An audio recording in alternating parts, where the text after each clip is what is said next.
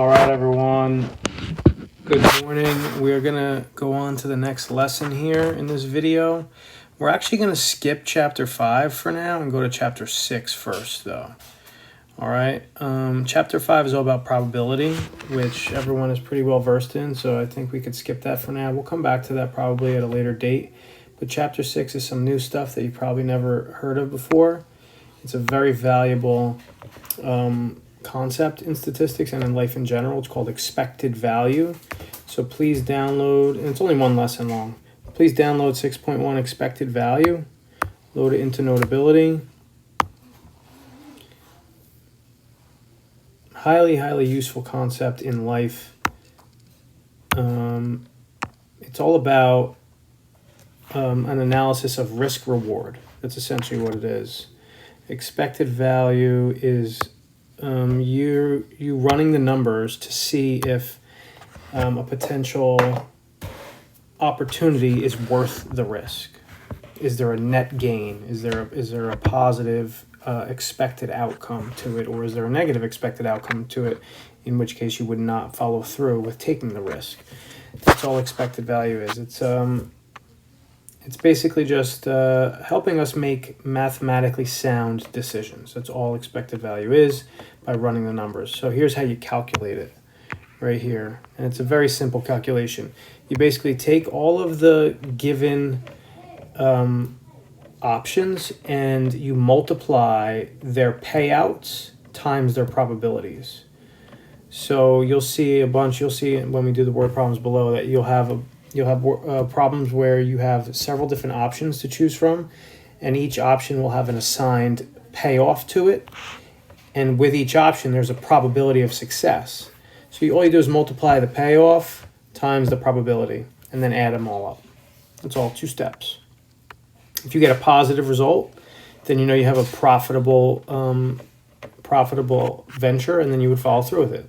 And if you get a negative result, that means you have a negative expected value, which means you're going to mathematically lose money in the long run, or lose value, or whatever it is you're measuring.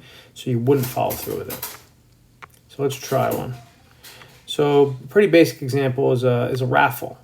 Suppose you buy a $10 raffle ticket. The grand prize is $1,000. There's also 2 smaller prizes for $500 and $250. What is your expected value of playing if there's 200 tickets sold? All right. So there's three outcomes here. There's a $1,000 grand prize winner. There's a $500 smaller prize, and then there's a $250 smaller prize, right? So we're going to list them all out. The grand prize, and then smaller prize 1, and then smaller prize 2. So the payout for each of those is obviously the amount of money you would get. So the grand prize is $1,000, smaller prize 1 is $500, smaller prize 2 is $250. And now the probability of each of those happening. So there's only one grand prize winner, and if there's 200 tickets sold, right, then the probability of winning the grand prize is 1 in 200, right? The smaller prize is only one of those.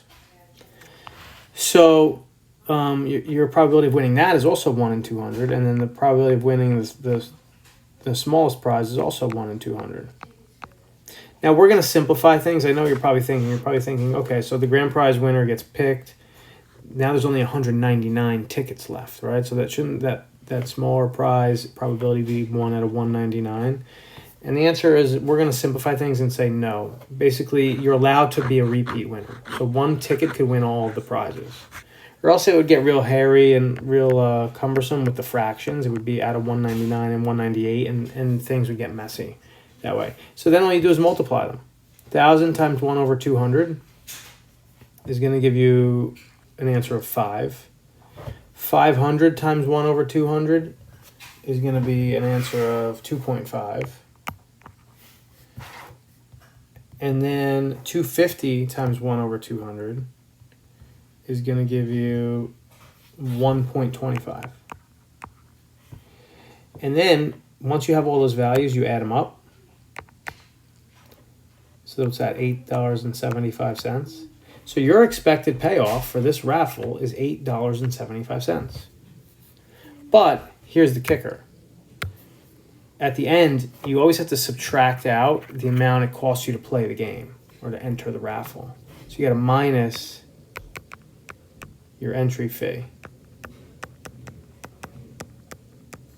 So subtract $10 from that, and that's your true expectation. So we're going to be negative $1.25.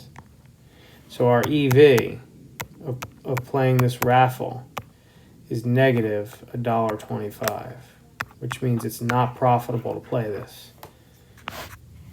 raffle at all, which is the case with most raffles. Most raffles are for charity or for donations, or they're really just for fun. So you wouldn't expect, you can't run a raffle if people are expected to win money, right? Like if you had a positive expectation, then and everyone playing had a positive expectation, meaning that their expected value answer was positive, then everyone would be expected to win, and then the raffle wouldn't exist because everyone would wind up winning all the money.